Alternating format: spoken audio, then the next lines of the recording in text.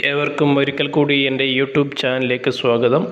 ഇന്ന് ഞാൻ നിങ്ങളോട് പറയാൻ പോകുന്ന വിഷയം തീപ്പൊള്ളൽ. പലപ്പോഴും പാചക സമയത്തോ അതല്ലെങ്കിൽ മറ്റു വല്ലപ്പോഴുമോ നമുക്കിടയിൽ പൊള്ളലേൽക്കാറുണ്ട്.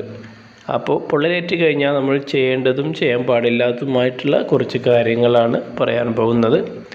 നിങ്ങൾക്ക് ഈ ചാനൽ ഇഷ്ടമാണെങ്കിൽ, ഇത്തരത്തിലുള്ള വീഡിയോ ഇഷ്ടമാണെങ്കിൽ മാത്രം ചാനൽ സബ്സ്ക്രൈബ് ചെയ്യുക, ലൈക്ക് ചെയ്യുക, മറ്റുള്ളവരിലേക്ക് ഷെയർ ചെയ്യുക.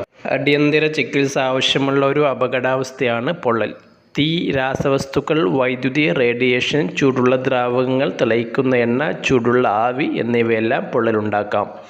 വയസ്സായവർക്കും കുട്ടികൾക്കും പൊള്ളലേൽക്കാനും പൊള്ളൽ കൂടുതലായാൽ സ്ഥിതി മോശമാവാനും സാധ്യത കൂടുന്നു. തീപ്പൊള്ളലിൻ്റെ ഗൗരവമനുസരിച്ച് 3 തരത്തിൽ രോഗികളെ തരംതിരിക്കാറുണ്ട്. ചർമ്മത്തിൽ എത്ര ആഴത്തിൽ പൊള്ളലേറ്റു എന്നും അവയവങ്ങളെ എത്രത്തോളം ബാധിച്ചു എന്നും ബോധനില എങ്ങനെയെന്നും മറ്റും നിർണ്ണയിച്ച് 1st degree, 2nd degree, 3rd degree എന്നിങ്ങനെ രോഗികളെ തരംതിരിക്കുന്നു. ലക്ഷണങ്ങളും ചികിത്സയും ഇതിനനുസരിച്ചാണ് ഉണ്ടാവുന്നത്. ഇനി പൊള്ളലേറ്റാൽ ചെയ്യേണ്ട പ്രഥമ ശുശ്രൂഷകൾ: ആ സാഹചര്യത്തിൽ നിന്നും രോഗിയെ മാറ്റുക. തീ പിടിച്ച വസ്ത്രങ്ങളാണെങ്കിൽ അഴിച്ചു മാറ്റുക. വെള്ളത്തിൻ്റെ ടാപ്പ് തുറന്ന് പൊള്ളലേറ്റ ഭാഗങ്ങളിൽ വെള്ളമൊഴിക്കുക. നനവ് ഉണങ്ങിയതിന് ശേഷം രോഗാണുനാശകമായ എന്തെങ്കിലും ക്രീം, ആൻറ്റിസെപ്റ്റിക് ക്രീം പുരട്ടുക. കുറച്ചുകൂടെ ആഴത്തിലുള്ള തീപ്പൊള്ളലാണ് എങ്കിൽ വീക്കം, ചുവപ്പ് നിറം, വേദന എന്നിവയ്ക്ക് പുറമെ തൊലിപ്പുറത്ത് വെള്ളം പോലെയുള്ള ദ്രാവകം നിറഞ്ഞ കുമിളകൾ ഉണ്ടാകുന്നു. തീപ്പൊള്ളലേറ്റ ഭാഗങ്ങൾ കൂടുതലാണെങ്കിൽ ശരീരത്തിൽ ജലാംശം നഷ്ടപ്പെടാനും ഇടയുണ്ട്. യാതൊരു കാരണവശാലും കുമിളകൾ, അതിൻ്റെ പോളകൾ ആയിക്കഴിഞ്ഞാൽ അതിനെ പൊട്ടിക്കരുത്. അത് അണുബാധയുണ്ടാകാൻ കാരണമാകും. ഇനി തീ പൊള്ളിയതിന് മുകളിൽ ഐസ്, അതുപോലെ പേസ്റ്റ്, മഷി, കാപ്പിപ്പൊടി ഇങ്ങനെയുള്ളത് നമ്മൾ ചെയ്യാറുണ്ട്. ഇത് യാതൊരു കാരണവശാലും ചെയ്യരുത്. ഇത് ചെയ്തു കഴിഞ്ഞാൽ പഴുപ്പോ അണുബാധയോ ഉണ്ടാവാൻ അത് കാരണമാകും. ഇനി തീപ്പൊള്ളലേറ്റാൽ നമ്മൾ പ്രഥമമായി ചെയ്യേണ്ടത് ഖുർആൻ കൊണ്ട് ചികിത്സിക്കുക എന്നുള്ളതാണ്. അതായത് മാ ഹുവ ശിഫാഉൻ വറഹ്മത്തുൽ ലിൽ മുഅ്മിനീൻ എന്നാണല്ലോ. ഖുർആൻ സത്യവിശ്വാസികൾക്ക് ഷിഫയുണ്ട്, അതുപോലെ അത് റഹ്മത്തുമാണെന്നാണ്.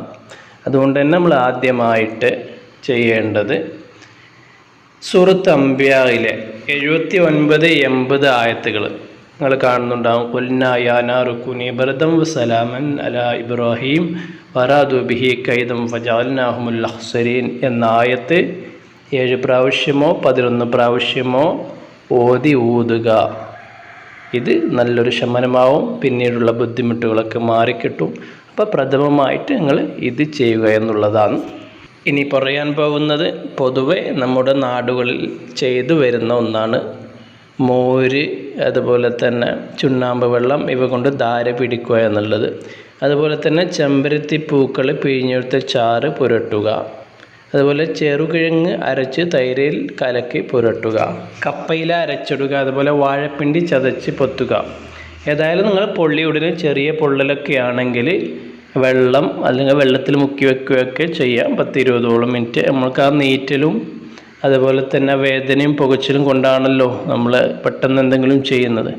സാധാരണ മരുന്നൊന്നും ഇല്ലാതെ തന്നെ 2-3 ദിവസം കഴിയുമ്പോൾ താനെ അത് കുറഞ്ഞു പോകും. അതിൻ്റെ ഈ പൊള്ളൽ, ഈ കുമിള പോലത്തെ ഭാഗം ഒരിക്കലും പൊട്ടിക്കാൻ പാടില്ല. കുറച്ചും കൂടി കൂടുതലുള്ള പൊള്ളലാണെങ്കിൽ, അതുപോലെ ഷോക്ക് ഏൽക്കുക, മറ്റു രീതിയിലുള്ള ചെറിയ രീതിയിലല്ലാത്ത ഏത് പൊള്ളലാണെങ്കിലും എത്രയും പെട്ടെന്ന് ഡോക്ടറെ കാണിക്കുക എന്നുള്ളതാണ് ഏറ്റവും അഭികാമ്യം. ചെറിയ പൊള്ളലുകളൊക്കെ ആണെങ്കിൽ നമ്മൾ നമ്മുടെ വീടുകളിൽ പൊള്ളലേറ്റ് കഴിഞ്ഞാൽ രോഗാണുനാശകമായ ക്രീം ഒന്ന് വാങ്ങി വെക്കൽ മെഡിക്കൽ സ്റ്റോറുകളിൽ നിന്ന് ലഭിക്കും. ഒക്കെ നല്ലതാണ്. പെട്ടെന്ന് തന്നെ വെള്ളം ഒഴിക്കുകയും നനവ് പോയതിന് ശേഷം ഈ ക്രീം പുരട്ടുകയാണെങ്കിൽ അത് പെട്ടെന്ന് മറ്റു അണുബാധകൾ ഉണ്ടാവാതിരിക്കാൻ അതൊരു കാരണമാകും. ഏതായാലും ഈ വീഡിയോ നിങ്ങൾക്ക് ഇഷ്ടമായിട്ടുണ്ടാവുമെന്ന് വിചാരിക്കുന്നു. ഈ വീഡിയോ ഇഷ്ടമായാൽ നിങ്ങളിത് മറ്റുള്ളവരിലേക്ക് ഷെയർ ചെയ്യുക, ലൈക്ക് ചെയ്യുക. Okay, thank you. വീണ്ടും കാണാം.